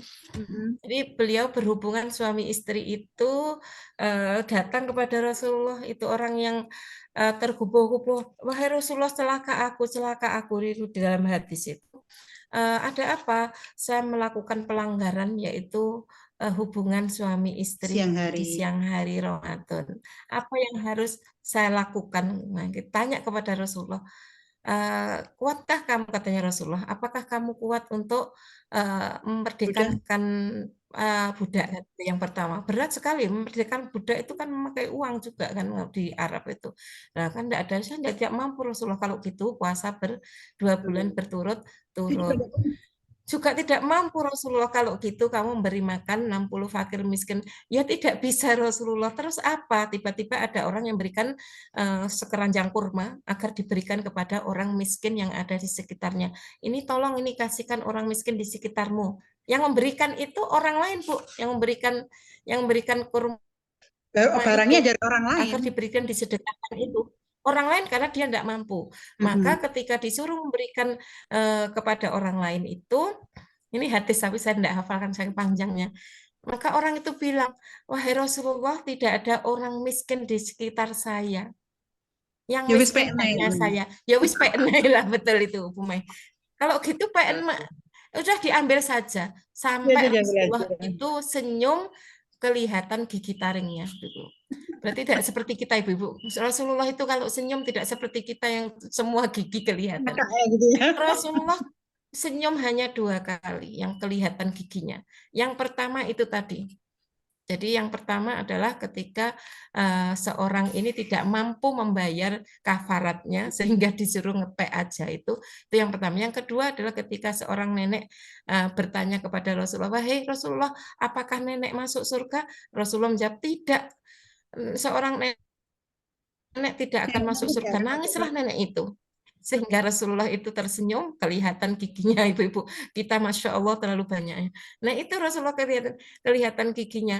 Wahai nenek, nanti di surga itu tidak ada nenek-nenek. Itu loh. Tapi Rasulullah itu bergurau sebenarnya, tapi ditanggapi serius oleh si nenek. Itu Rasulullah itu dua kali itu seperti itu. Jadi artinya, nah ini kita itu memang terlalu banyak ketawa mungkin ya Bu ya. Nah, enggak apa-apa lah, kita memang belum bisa seperti itu. Nanti kita akan belajar terus, insya Allah nanti akan mengikuti Rasulullah secara sempurna atau kafa amin kan doanya begitu. Kita terus, Allah itu kan melihat, itu kan proses yang dilihat. Oh, orang ini mau untuk berubah, itu yang dilihat. Kalau suruh langsung persis, namanya meneladani, kan mencontoh, meniru. Meneladani itu kan enggak bisa 100% persis, gitu kan enggak bisa ya. Nah itu. Jadi dengan pertanyaan Bu Suharti itu tadi, terima kasih pertanyaannya, nanti mudah-mudahan ini sangat bermanfaat. Jadi kalau kita kiaskan dengan itu, kita samakan dengan itu, maka orang itu sudah tidak punya kewajiban untuk memberikan fidyah, begitu ya. Nah, kalau memang betul-betul tidak punya loh Bu ya. Kalau masih mampu, dia mungkin ya, kalau masih mampu ya silahkan mau memberikan fidyahnya, tetapi tidak sebesar nominal yang maaf kok nominal, tidak sebesar apa yang ditetapkan oleh Rasulullah di fikih itu, gitu Bu ya. Artinya kita tidak harus 3 atau tidak harus 0,6 kilogram atau tidak harus makanan yang dia makan, karena kalau makan yang dia makan kan mungkin dia kadang bisa makan sehari itu gitu ya. Sekarang bisa makan enak, besoknya tidak, itu ya sangat fluktuatif sekali. Oleh karena itu Allah Maha Tahu, tidak diberi kewajiban untuk membayar fidyah. Syukur-syukur. Nah, ini tetangganya sebagai ibu-ibu Aisyah ini yang membayarkan fidyah kan luar biasa. Nah, gitu. Kalau ada tetangga yang seperti itu, kita harus respon Ibu-ibu ya. Jangan dibiarkan, ini kita nanti dosa kalau ada orang yang sampai tidak mampu untuk membayar fidyah, itu memang terlalu kan miskin, maka ada tetangganya yang memberikan sedekah justru kepada dia itu. Mudah-mudahan di sekitar kita tidak ada. Tetapi kalau ada, itu justru kita walaupun dia tidak terkena hukum untuk bayar fidyah, maka ya harus kita bantu setiap harinya. Itu ya.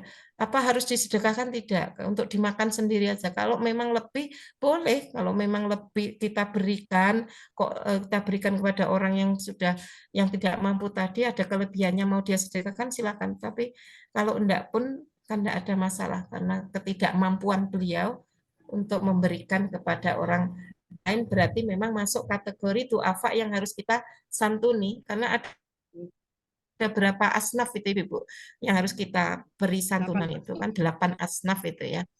Jadi ada fakir sendiri, ada miskin, itu mungkin masuk dalam kategori fakir Ibu-ibu ya, atau miskin. Nah, ini dua-duanya. Ada fakir, ada miskin. Kalau miskin itu sebenarnya masih punya pekerjaan tetapi tidak cukup untuk kebutuhan. Tapi kalau fakir ini memang ya enggak punya pekerjaan juga kan gitu bedanya ya. Apalagi ya pekerjaannya kalau fakir itu sangat insidental, kadang bekerja kadang enggak gitu ya. Ini masuk kategori itu yang harus kita beri santunan. Jadi ada orang yang memang sama Allah itu diberikan kebebasan bukan, diberikan keringanan gitu ya. Tapi kita sebagai tetangga harus beri rukhsah, kita sebagai tetangga jangan cuek kalau melihat kondisi tetangga kita seperti itu. Itu Bu Suharti, mohon maaf. Terima kasih Bu Prapti, demikian Bu Suharti. Mudah-mudahan bisa diterima. Yang berikut ini Bu Prapti. Assalamualaikum Bunda, bagaimana kita mengganti hutang puasa yang kita lupa hutang puasanya berapa, terutama hutang puasa di masa lalu. Nah, lain kali dicatat ya Ibu, makanya Rasulullah itu kan menganjurkan kalau kita hutang itu dicatat biar tidak lupa. Mungkin hutang puasa pun perlu dicatat ya Bu Prapti agar tidak lupa ya Bu Prapti. Betul. Kan kita itu punya kalender Ibu ya. Kalau punya hutang puasanya berapa, tolong nanti dikira-kira ya. Kalau gini misalnya, ingatku kok 5 atau 6 ya, kita ambil yang 6, begitu ya. Kita ambil yang ingatnya lebih banyak aja, jangan cari yang rendah ya. Misalnya itu ya, itu pertama kita mengingat lebih banyak.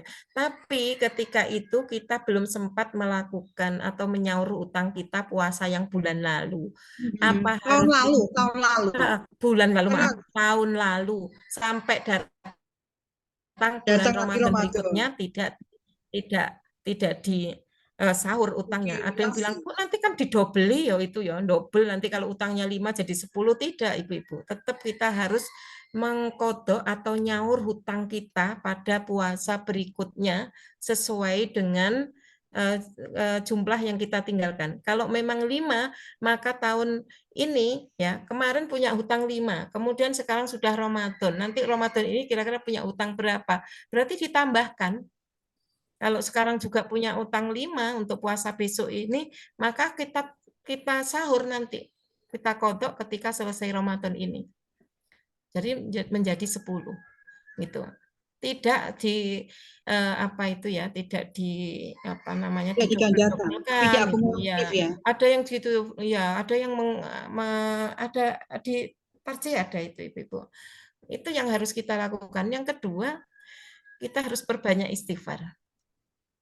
Betul. Istighfar terus. Karena kelalaian kita. Ini masuk kecerobohan kita. Mengapa punya hutang kok tidak segera dilunasi, disaur? Itu karena hutang itu berbahaya. Kita meninggal itu ya kalau masih punya hutang itu sulit ya nantinya itu untuk perjalanan berikutnya.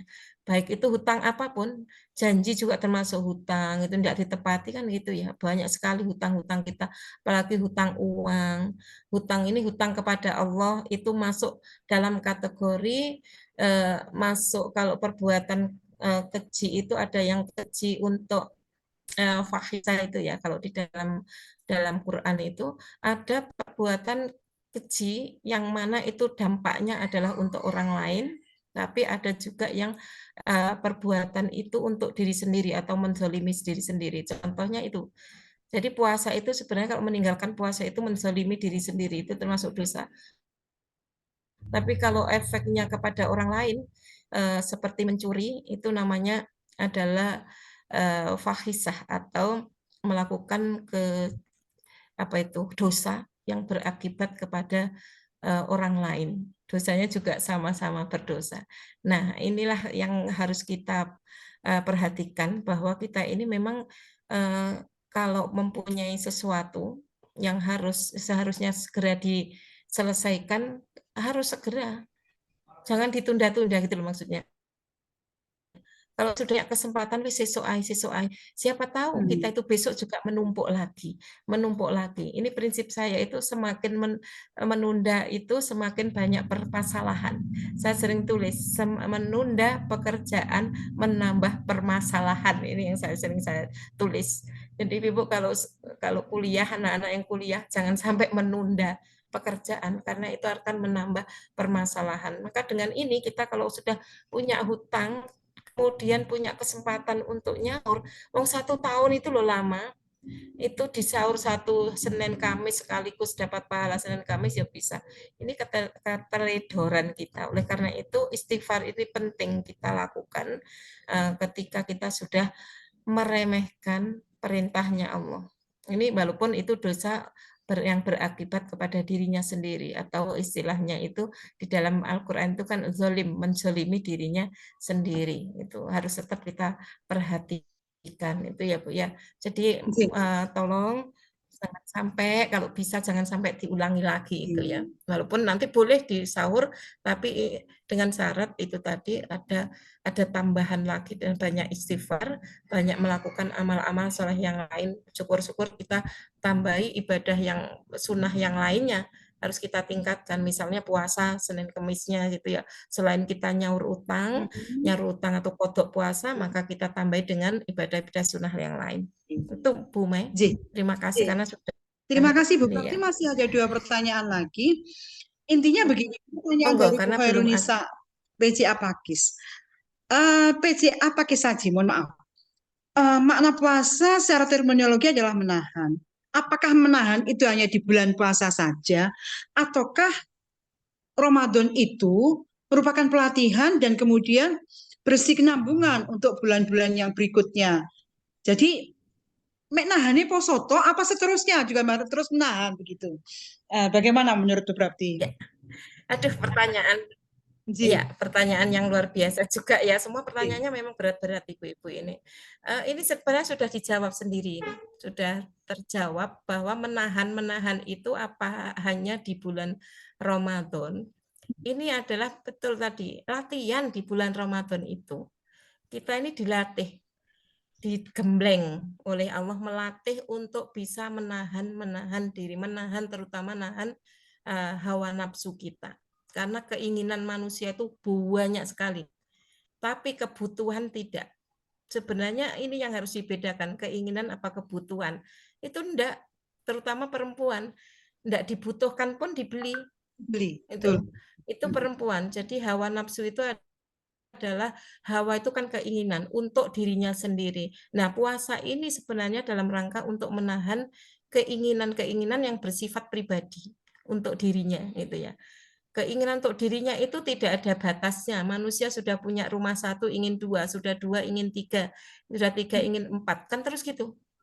Kalau untuk urusan dunia nafsu loh ya, terus itu tidak akan puasnya. Maka dengan puasa ini kita melatih menahan ini agar nanti di luar Ramadan kita mampu untuk menahan itu. Ini ada latihan betul.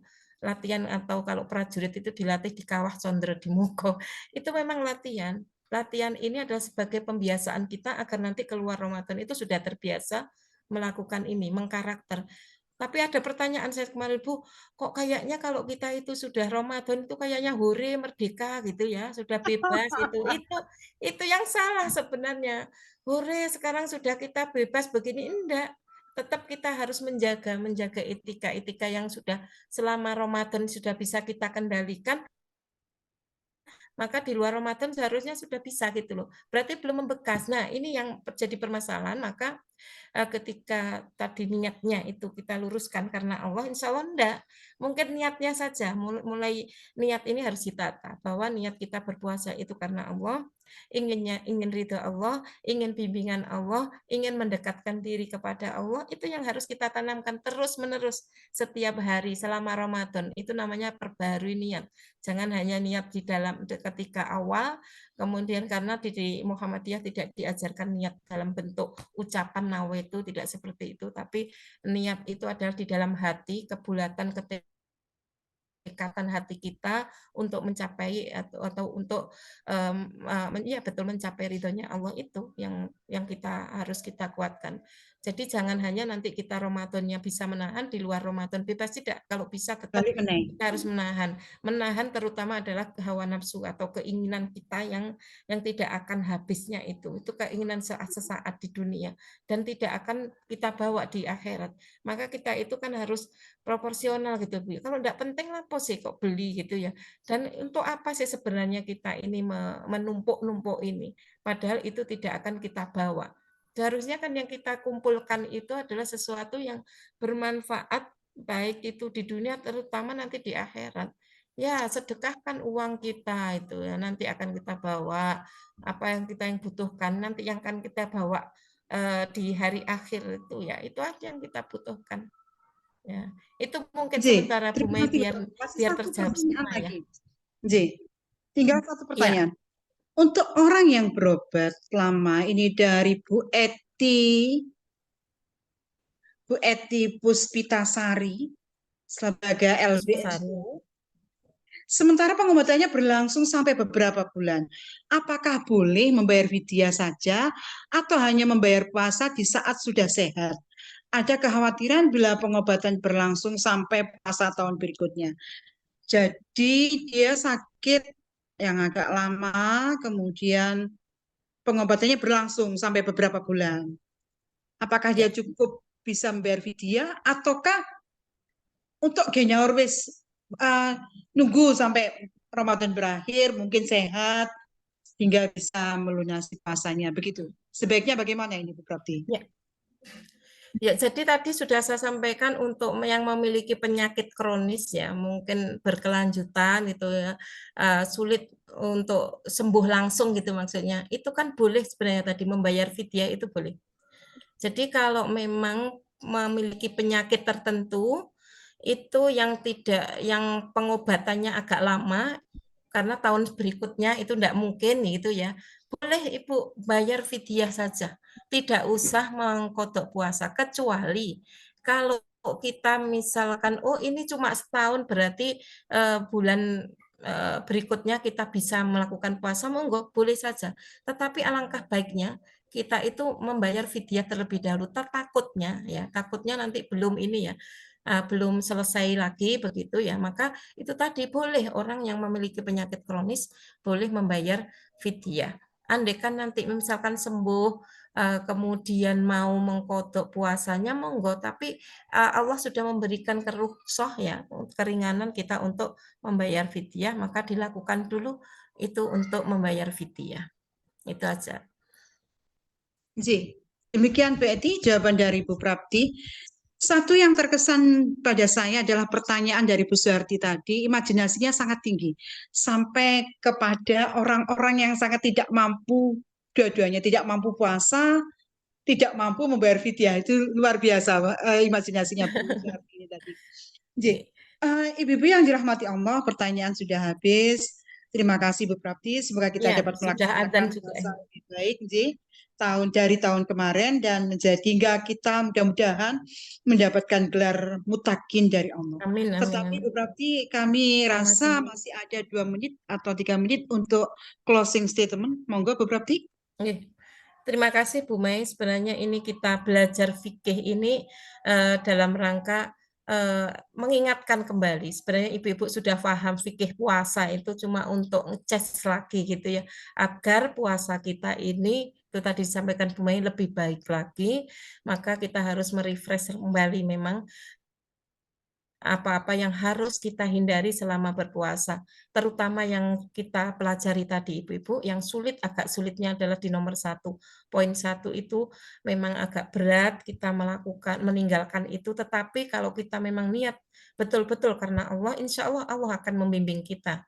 Jadi kita mungkin ya, kalau sudah dibimbing oleh Allah itu, kalau melakukan kesalahan, karena tidak mungkin tidak salah, kalau melakukan kesalahan itu segera diingatkan oleh Allah, sehingga kita mampu atau bisa mengucapkan kalimat-kalimat thayyibah yang baik seperti istighfar begitu. Itu adalah salah satu bimbingan dari Allah Subhanahu wa taala.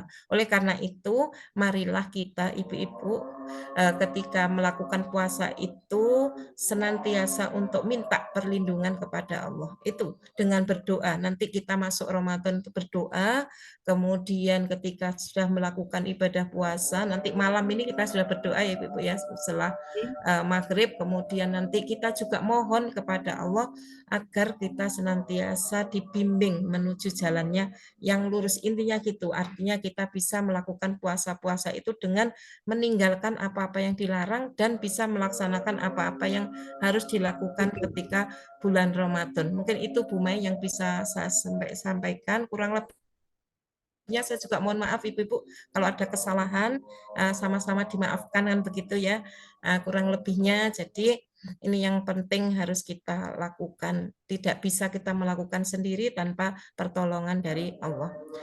Seperti itu Bu Mai yang bisa saya sampaikan. Terima kasih. Terima kasih Bu Prapti atas pencerahannya pada siang hari ini.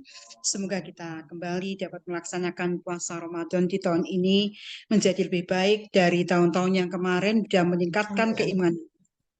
Akhir kata, saya sebagai pembawa acara Maisarah Aisyah mengucapkan terima kasih kepada kehadiran ibu-ibu pada siang hari ini. Mudah-mudahan GPM mendatang lebih banyak lagi anggotanya. Karena se-Kabupaten Malang kok hanya 28. Saya miris, padahal ini pencerahan untuk panjenengan semua. Akhir kata, nasrun minallah wa fathun qarib wa basyiril mu'minin. Wassalamualaikum warahmatullahi wabarakatuh. Saya kembalikan kepada Waalaikumsalam warahmatullahi wabarakatuh.